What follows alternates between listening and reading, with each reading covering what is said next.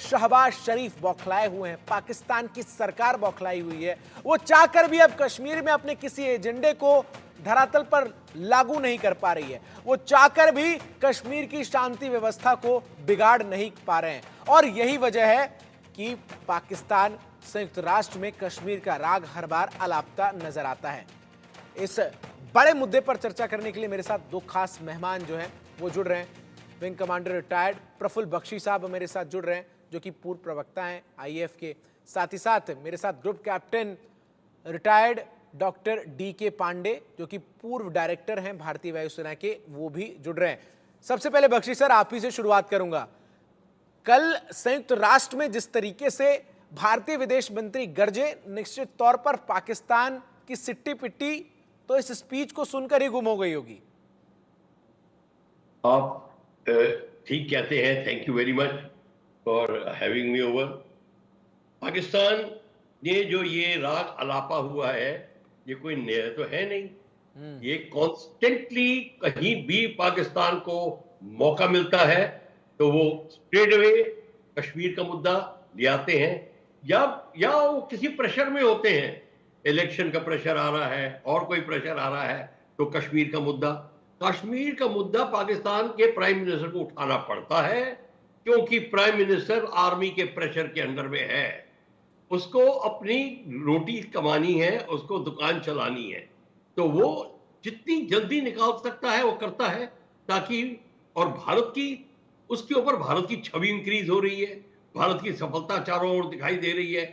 और भारत के प्रधानमंत्री को जिस तरीके से हमारे को एक्नॉलेजमेंट मिली है यूक्रेन और रशिया में, जिस तरीके से बाकी कंट्रीज हमारी लीडरशिप मांग रहे हैं, including middle east, south China sea, ये सारा का सारा देखकर पाकिस्तान के जो प्राइम मिनिस्टर को जब मौका मिलता है, और अभी मौका मिला, उन्होंने यूनाइटेड नेशन में स्ट्रेट अवे कश्मीर का मुद्दा खोल दिया, और उनको प्रॉब्लम भी है।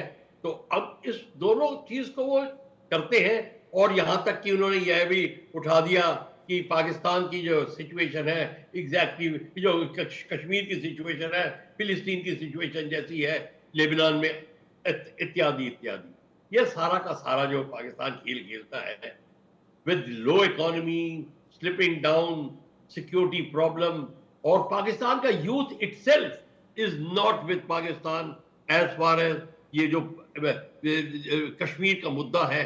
वो चाहते हैं भारत के साथ में फैलसूफी हो, भारत के साथ में ट्रेड हो, मतलब इकोनॉमिक डेवलपमेंट हो, वो नहीं चाहते।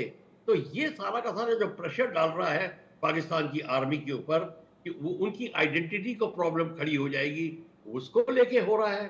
तो आप अभी किसी भी तरीके से एंगल से देख लीजिए, हर एंगल से पाकिस्तान के पास सिर्फ एक मुद्दा रह जाता है, वो है कश्मीर।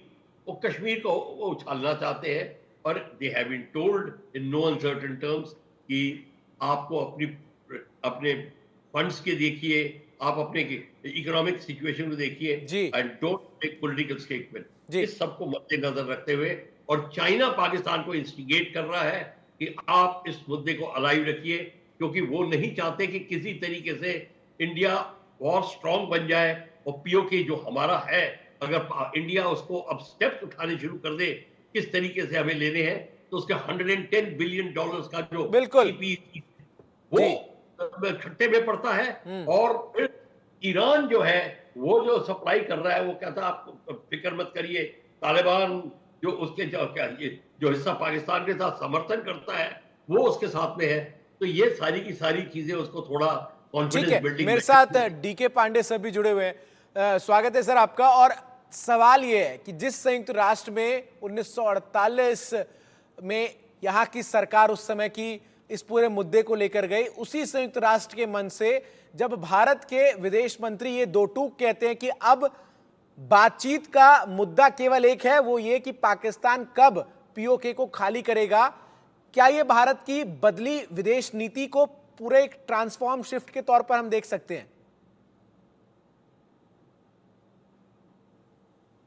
पांडे सर, आपका अनम्यूट कर लीजिए, आवाज आपकी नहीं आ रही।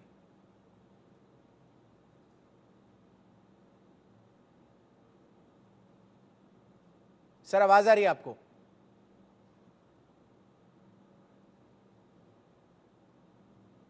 सर आपकी आवाज मुझ तक नहीं पहुंच पा रही, अगर आप एक बार अनम्यूट कर लेंगे आप।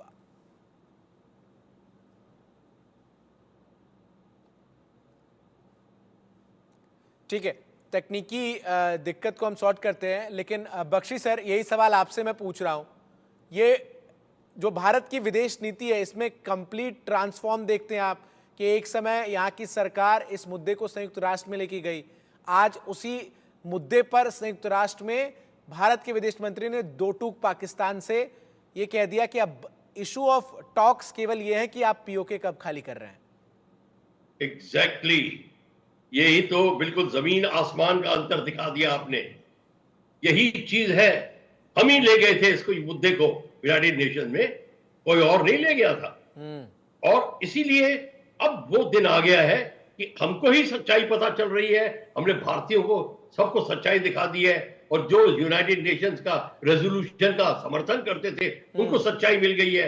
तो ये सारी की सारी चीजें दिखाती हैं कि भारत की उभरती हुई जो पोजीशन है, जो हमारी फॉरेन पॉलिसी की जो स्ट्रेंथ बढ़ती जा रही है डे बाय द डे, वो आपको सामने नजर आ रही है। एक्सटर्नल अफेयर्स मिनिस्टर्स ने नो अनसर्टेन टर्म में कह दिया, बिल्कुल बिना किसी शक शुबा के, कि ये जो आपकी बात है पाकिस्तान को बता दिया कि बिल्कुल नहीं सही जाएगी और आपको पीओके खाली करना पड़ेगा।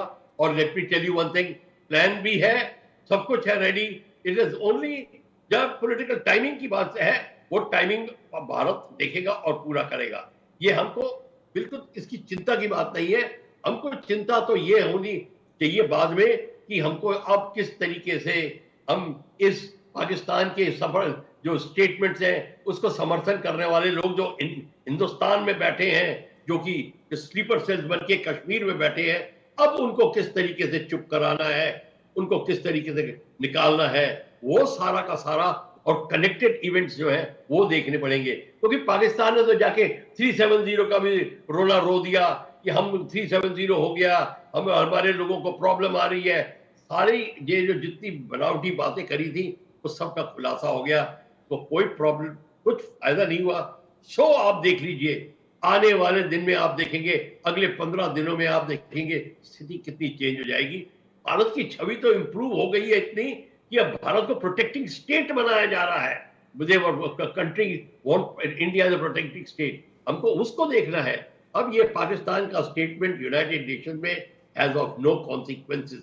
हमें तो ये देखना है कि यूनाइटेड नेशंस की किस तरीके से स्ट्रांग बनाया जाए ताकि इंडिया इसमें भाग ले और पूरी ह्यूमैनिटी को अपलिफ्टमेंट में इंडिया का जो स्ट्रांग स्टेप है वो आगे बढ़ के आए। और हमने देखा भी कि किस तरीके से पाकिस्तान के लिए संयुक्त राष्ट्र का मंच जो है